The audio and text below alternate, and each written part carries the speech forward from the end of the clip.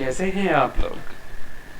Newton का third law of motion पढ़ते हैं, बहुत बहुत बहुत ज्यादा इंपॉर्टेंट, बहुत ज्यादा मतलब जी फाड़ है। न्यूटन का थर्ड लॉ ऑफ मोशन जो है ना, ये मतलब इतना ज्यादा चैप्टर में यूज है इसका, और जो आपको आता है वो 100% अधूरा नहीं, 1/4 आता है। मैं आपको पूरा बताऊंगा, ठीक है? तो न्यूटन का थर्ड लॉ ऑफ मोशन पढ़ते हैं। क्या है? आपने पढ़ा होगा every action has equal and opposite reaction. Yes, जब पहली बार मैं पढ़ा था तो मैं यही पढ़ा था, इतना ही पढ़ा था। लेकिन इतना नहीं होता बाबू। आपने ये भी पढ़ा होगा कि ये m है, ऊपर नॉर्मल लग रहा, नीचे mg लग रहा है, तो नॉर्मल बराबर mg होगा, जो कि करेक्ट है। लेकिन ये दोनों एक्शन रिएक्शन है जो 100% गलत है। कसम से मैं भी यही पढ़ा था, ये दोनों एक्शन रिएक्शन है, ये दोनों एक्शन रिएक्शन नहीं है, बिल्कुल। और क्या पढ़ा था? मैंने पढ़ा था कि तुम चाटा मारो तो तेरे को सामने वाला चाटा मारेगा, ये एक्शन रिएक्शन है। ये सब नहीं है, बकवास है। This is called revenge. भाई रिवेंज में और रिएक्शन में फर्क होता है। फिजिक्स में एक्शन रिएक्शन यूं होता है, ऐसा नहीं कि पहले तू मार, फिर मैं प्लान करूंगा, फिर मारूंगा मैं तेरे को। This is called revenge. और हमारा फिजिक्स लड़ाई झगड़े पे बिलीव नहीं करता। तो सीखते हैं Newton third law of motion क्या होता है, एकदम डिटेल में, क्रिस्टल क्लियर। जो आपको नहीं आता मैं पूरा डिटेल में सिखा दूंगा, एक एक चीज सिखाऊंगा। डेफिनेटली आपको इसके बाद Newton third law of motion में एक जरा बराबर भी प्रॉब्लम नहीं होगा। और इससे ज्यादा दुनिया में कोई नहीं पढ़ा सकता, इससे ज्यादा कुछ है ही नहीं जो पढ़ाने लायक, ठीक है? जो भी है सब पढ़ा दूंगा। तो फर्स्ट पॉइंट सबको पता है, मुझे भी पता था, every action has equal and opposite reaction. पर यहां गेम खत्म नहीं होता। नेक्स्ट पॉइंट क्या है कि action and reaction must be, action and reaction act simultaneously, मतलब दोनों एक साथ लगता है। तो एक साथ लगता है तो बताओ कौन सा एक्शन हुआ, कौन सा रिएक्शन हुआ? बता ही नहीं सकते यार। आपने थप्पड़ मारा तो आपको लगा होगा कि ये गाल की तरफ आ रहा है तो एक्शन ये हुआ, नहीं। जब वो दोनों कोलाइड किया ना तो दोनों एक साथ हुआ। गाल को थोड़ी पता ये चीज आ रही है, वो एक साथ कोलाइड हुए, हाथ के हिसाब से गाल आया, ये इधर जा रहा था, गाल आ गया, टकराया ना। तो वो जो कोलिजन हुआ ना, दोनों के मर्जी से एक साथ हुआ। समझ में आया? ऐसा नहीं कि ये आ रहा था, कोलिजन दोनों एक साथ न किया। ऐसा थोड़ी ये कोलाइड कर लिया फिर ये डिसाइड कि नहीं मेरे को भी कोलाइड करना। No no no no, collision happening एक साथ हो रहा तभी कोलिजन हो रहा, नहीं तो नहीं होता। तो साइमल्टेनियसली होता है। तो मेरे को नहीं पता कौन सा एक्शन है कौन सा रिएक्शन है, तो एक को एक्शन बोलो दूसरे को रिएक्शन बोलो, चाहे इसको एक्शन बोलो या इसको एक्शन बोलो, कुछ भी बोलो, दोनों करेक्ट।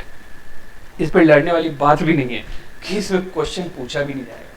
पर जानने के लिए क्या है कि दोनों एक साथ लगता है तो आप बता नहीं सकते कौन सा एक्शन है कौन सा रिएक्शन है।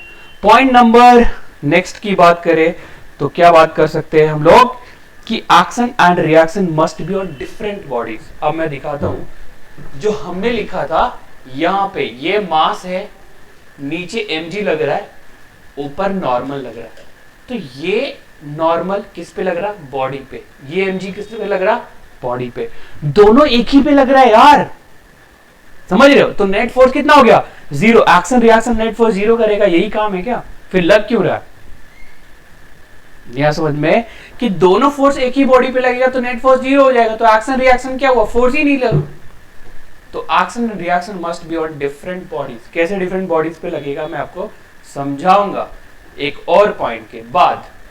नेक्स्ट जो पॉइंट है वो है action and reaction must be of same nature. What do you mean by same nature? फिर से वापस आते हैं उसी चीज पे कि यहाँ पे m है, नीचे mg था, ऊपर नॉर्मल था। एक पॉइंट ऑफ टाइम के लिए बोल भी दे कि भाई ये दोनों एक्शन रिएक्शन है, पर ये दोनों का सेम नेचर नहीं है। सेम नेचर मतलब नॉर्मल फोर्स को बोला जाता है कॉन्टैक्ट फोर्स, mg को बोला जाता है नॉन कॉन्टैक्ट फोर्स। तो एक्शन और रिएक्शन ना या तो दोनों नॉर्मल होगा या तो दोनों ग्रेविटेशनल होगा, तभी हम उसको क्या बोल सकते हैं कि ये दोनों एक्शन रिएक्शन है। ऐसा कभी भी नहीं होगा कि एक्शन कुछ और फोर्स होगा रिएक्शन कुछ और फोर्स होगा, कभी भी नहीं। अगर एक्शन मस्कुलर है तो रिएक्शन मस्कुलर होगा, एक्शन स्प्रिंग है तो रिएक्शन स्प्रिंग होगा। जो भी होगा दोनों सेम नेचर का होगा। तो देयर आर टू रीजंस कि दोनों एक्शन रिएक्शन क्यों नहीं है। पहला रीजन कि दोनों सेम बॉडी पे लग रहा है, दूसरा रीजन कि दोनों का नेचर अलग अलग है। ऑलराइट, मूविंग फॉरवर्ड की सर एक्शन रिएक्शन फिर होता क्या है समझाता हूं मैं इधर आया किस लिए। हाँ, कुछ है इधर, फ्री बॉडी डायग्राम है। तो एक्शन रिएक्शन समझने के लिए पहले मेरे को फ्री बॉडी डायग्राम समझना पड़ेगा। तो फ्री बॉडी डायग्राम क्या होता है कि किसी भी बॉडी पे कितना नंबर ऑफ फोर्स लग रहा है ये डायग्राम के थ्रू रिप्रेजेंट करना is called free body diagram. मेरे ऊपर कितने फोर्स लग रहे होंगे उसको ऐसे आइसोलेट करके दिखा दो, ओ एक इधर एक इधर एक इधर, that is called free body diagram. तो फ्री बॉडी डायग्राम के कुछ रूल्स होते हैं। यहाँ पे क्या लिखोगे, the number of forces acting on a body will represent diagrammatically called free body diagram. उसको शॉर्ट में क्या बोलते हैं, FBD। तो रूल्स फॉर FBD। ओके, तो फ्री बॉडी डायग्राम ड्रॉ करने के लिए मेरे को रूल्स चाहिए। यस, क्या रूल है? पहला रूल है कि isolate the body from the system. Rule number 1, isolate the body from the system. तो आइसोलेट का मतलब क्या होता है, कोविड के टाइम पे आइसोलेशन का मतलब पूरे दुनिया को आ गया कि भैया आइसोलेशन का मतलब होता है उसको करो अलग, कि भैया तू दूर रह, हमारे कांटेक्ट में मत आइयो। यही होता है आइसोलेशन का मतलब। तो क्या था कि मेरे को किसी बॉडी का FBD ड्रॉ करना, तो पहले उसको आइसोलेट करना पड़ेगा। जैसे मैं खड़ा हूं अर्थ के ऊपर, तो मुझे उठा के रख दो ऐसे जगह पे जहां मैं किसी के कांटेक्ट पे ना आ सकूं, लटका दो, तो वो होता है आइसोलेट करना। रूल नंबर 2 कह रहा है represent the number of non contact forces acting on that. तो अभी number of non contact forces उस पर रिप्रेजेंट करेंगे, किस पे, जिसको हमने आइसोलेट किया, जिसका FBD ड्रॉ करने वाले हैं। तो number of contact force non contact कितने होते हैं, 3 होते हैं। एक होता है ग्रेविटेशनल फोर्स, ग्रेविटेशनल, दूसरा होता है इलेक्ट्रोस्टैटिक, इलेक्ट्रोस्टैटिक, और तीसरा क्या होगा बोलो, मैग्नेटिक। तो ये 3 फोर्स है जो नॉन कॉन्टैक्ट होता है। इसको फील्ड फोर्स भी बोलते हैं। फील्ड फोर्स मतलब ऐसा जरूरी नहीं कि वो कांटेक्ट में आए तभी एक्ट करेगा, उसने एक फील्ड क्रिएट किया हुआ, जैसे ग्रेविटेशनल फील्ड होता है, मैग्नेटिक फील्ड होता है, इलेक्ट्रिक फील्ड होता है, वो अपने फील्ड के इन्फ्लुएंस की वजह से फोर्स लगा देता है बॉडी पे। तो नॉन कॉन्टैक्ट 3 होएगा, ग्रेविटेशनल, इलेक्ट्रोस्टैटिक एंड मैग्नेटिक। ये तीनों में क्या क्या लग रहा है वो उस बॉडी पे रिप्रेजेंट करना। नेक्स्ट, मूविंग की represent number of contact forces. तो कॉन्टैक्ट फोर्सेस भी 3 होता है। एक होता है नॉर्मल फोर्स, नॉर्मल मतलब जब भी आप टच करोगे तो दोनों एक दूसरे को लगा रहे हो, दैट इज नॉर्मल। आप जमीन पे खड़े हो, आप और जमीन दोनों एक दूसरे पे लगा रहे हो, कॉन्टैक्ट फोर्स, समझ रहे हो, वो नॉर्मल फोर्स होता है। और सरफेस के हमेशा परपेंडिकुलर लगता है। आपको मैं बता देता हूं अभी कि अगर सरफेस ऐसा रहा ना तो हर जगह पे ये नॉर्मल ही लगेगा, उसी को बोलते हैं नॉर्मल फोर्स। हर एक जगह पे नॉर्मल रहेगा तभी इसको नॉर्मल फोर्स बोलते हैं। Second, frictional force. अभी फ्रिक्शनल फोर्स पता है आपको क्या होता है, जब एक बॉडी दूसरे बॉडी पे स्लाइड करने की कोशिश करता है तो जो फोर्स उसको स्लाइड होने से रोकता है, ये टेंडेंसी को रोकता है, वही होता है फ्रिक्शनल फोर्स। नॉर्मल भी कांटेक्ट की वजह से, फ्रिक्शनल भी कांटेक्ट की वजह से। And last one is muscular. Muscular मतलब जो इंसानी या फिर जानवर के मसल से लगने वाला फोर्स, ये तो कांटेक्ट ही होगा। ऐसा थोड़ी कि अपन स्पाइडरमैन थोड़ी ऐसे निकाला, 4 धागे गए पकड़ के ले आया, ऐसा थोड़ी होगा बाबूजी। अपन इतने ताकतवर थोड़ी है, अपने को पकड़ के चेयर उठाना तो ऐसे ही सारा नहीं कर सकते भैया, उठा के रखना पड़ेगा, समझ गए? ऑलराइट, आगे बढ़ते हैं, पिघलाओ मत मेरे को। हाँ भाई आगे बढ़ जाए यार। तो करते हैं FBD ड्रॉ, ठीक है? देखो राजा, हमने एक बॉडी को ऐसे ऐसे ड्रॉ किया, ठीक? ये जमीन पे रखा हुआ है, मास m है, और हम इस पे ड्रॉ करने वाले हैं फ्री बॉडी डायग्राम, ठीक? Free body diagram. तो मैं क्या करूंगा, रूल नंबर 1, पहले मैं इसको धरती से उठा के थोड़ा ऊपर करूंगा। तो उठाओ, ये रहा धरती, ये रहा बॉडी, मास m। तो सबसे पहले मैंने क्या किया, बॉडी को आइसोलेट कर दिया। Isolate done. Isolation done, well and good. दूसरा था कि नंबर ऑफ नॉन कॉन्टैक्ट कितने लग रहे, तो मैग्नेटिक और इलेक्ट्रोस्टैटिक का यहाँ पे सीन नहीं, ओनली ग्रेविटेशनल, तो mg लग रहा होगा। यस। अब मुझे एक बात बताओ, ग्रेविटेशनल एक चैप्टर है जिसमें न्यूटन ने बोला था कि अगर ये न्यूटन जी बोले थे कि ये m1 m2 r है तो F is equal to G m1 m2 by R square होगा ना। तो ये जो फोर्स लग रहा है वो m2 पे लग रहा है कि m1 पे लग रहा है? अबे दोनों पे लग रहा है बाबू। ये इसको जितना फोर्स से खींच रहा है ये भी उसको उतना ही फोर्स से खींच रहा है, मतलब जी m1 m2 by R square दोनों पे लग रहा है। समझ में आया? क्लियर है? तो ये एक अर्थ है, यहां पे एक छोटा बॉडी को रख दे, इसके बीच में आर सेपरेशन दे दे, तो फोर्स क्या लगेगा? G M M by R square, जहां पे बड़ा वाला मास क्या है? अर्थ का मास। तो ये सिर्फ इस बॉडी पे लग रहा है कि दोनों पे लग रहा है? अबे दोनों पे लग रहा है।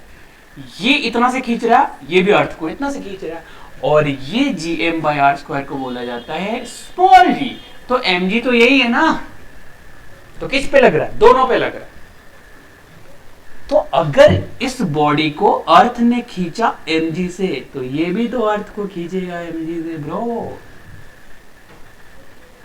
क्या आपको अर्थ नीचे फोर्स लगा रहा है तो आप भी तो अर्थ को ऊपर फोर्स लगा रहे हो यार, तो ये हुआ ना, ये नॉन कॉन्टैक्ट डन। अब कॉन्टैक्ट देखो, ये अर्थ पे रखा हुआ नीचे थोड़ी जा रहा है।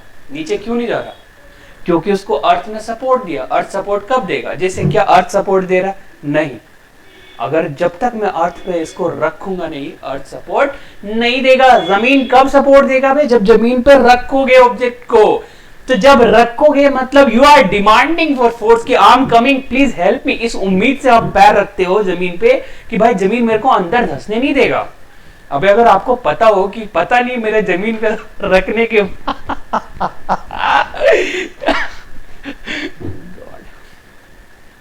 कि मैं वापस आऊंगा कि नहीं, तो आप नहीं रखोगे ब्रो। इतना खतरनाक खिलाड़ी कोई नहीं होता। आपको पता है you can not walk on water, आप नहीं जाते हो यार, आप स्विमिंग सीखते हो, उसके लिए वॉक थोड़ी करते हो। पागल है क्या? तो oh God. तो डिमांड पहले हुआ, किसने डिमांड किया? बॉडी ने डिमांड किया कि भैया मैं आ रहा हूं, मेरे को सपोर्ट देना। तो ये डिमांड है बॉडी की तरफ से, तब इसको सपोर्ट मिला नॉर्मल। अब और कोई कांटेक्ट नहीं लग रहा, तो ये पूरा हो गया एफपीडी इस बॉडी का, कि इस पे दो फोर्स लग रहा, हमने रिप्रेजेंट कर दिया।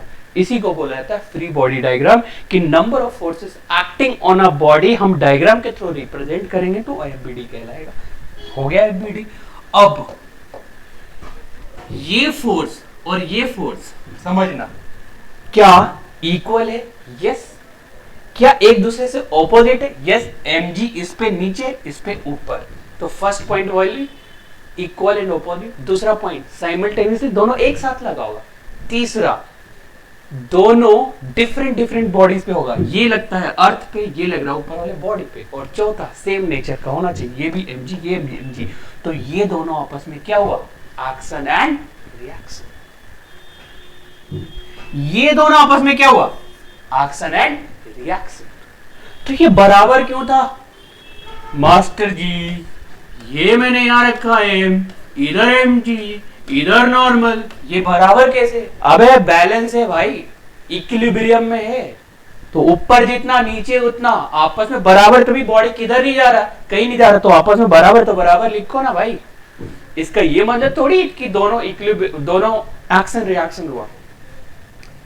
समझ गए? क्या खतरनाक वाला एग्जांपल लूं, मेरे दिमाग में आया, पापा आपके बुरा मान जाएंगे। तो आओ समझ गए, ये होता है फ्री बॉडी डायग्राम और ये होता है एक्शन रिएक्शन। एक और एग्जांपल ले रहा हूं, खोपड़ी में बात डाल लेना।